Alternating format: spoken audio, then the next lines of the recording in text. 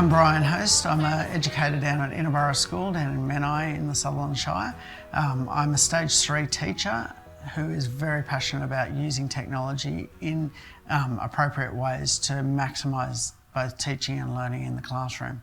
I've been using Swivl now for close to 2 years. I first saw it at a conference and I saw the potential of it, and then I was able to get a trial unit, had the trial unit for a period of time, and suddenly others started seeing the benefits of it, so the school ended up purchasing within sort of a period of a month of having the trial unit, purchasing three others. We now have, I think, about 4 or 5 Swivls on site that the school are using.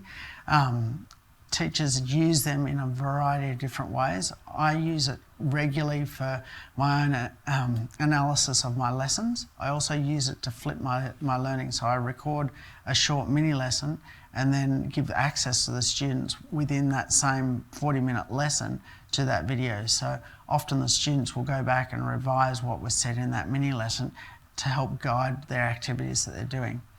I know of other teachers who are using it to, as part of an analysis of student work.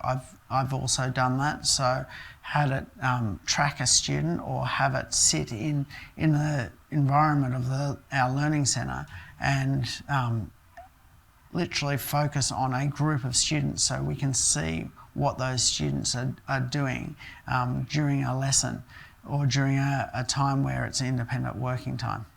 So the learning centre that I teach in is a 350 square metre classroom.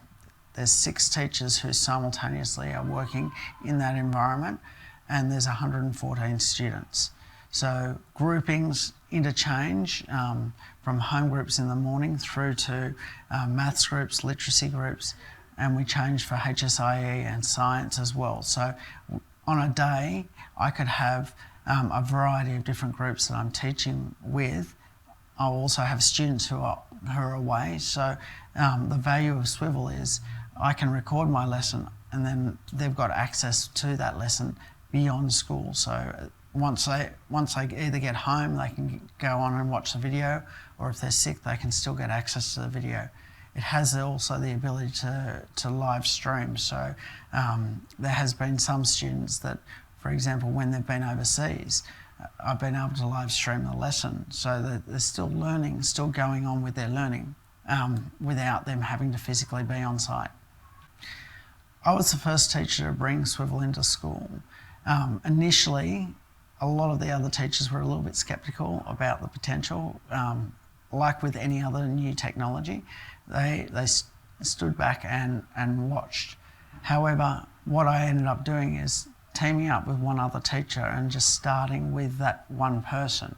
And there was the snowball effect. Once I started working with that person, another person I started working with, and they started also working with. So there's now about 6 teachers who are regularly using the Swivls in their classroom, and there's more now after a 2-year period that are wanting to do it.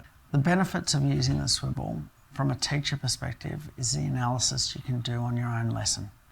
You're able to replay the video of what happened in your lesson. You're able to see what you are doing as an educator.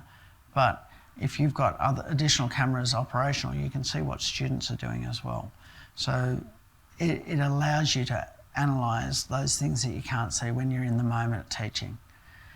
From a student perspective, it gives you access to videos that your teacher has done. It's still your teacher's voice that is being communicated, that you can either replay or, if you're away, get access to, so that you've got that ability to still be connected to your classroom and in your own speed watch those videos. From a teacher's perspective, I've very much changed the way I teach. I've gone from taking a significant amount of time to do a lesson, explicit teacher lesson, to cutting that down to a period of between 5 and 8 minutes. So I give the students a bite-sized chunk.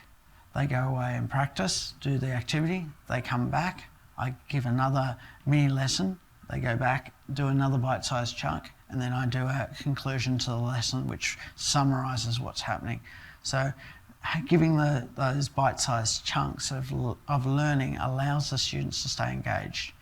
When previously, that longer period of time, I would see the students switching off, but because I had the content that I had to cover or wanted to cover, I sort of just went for it, knowing that there were students sitting in front of me that were feeling disengaged.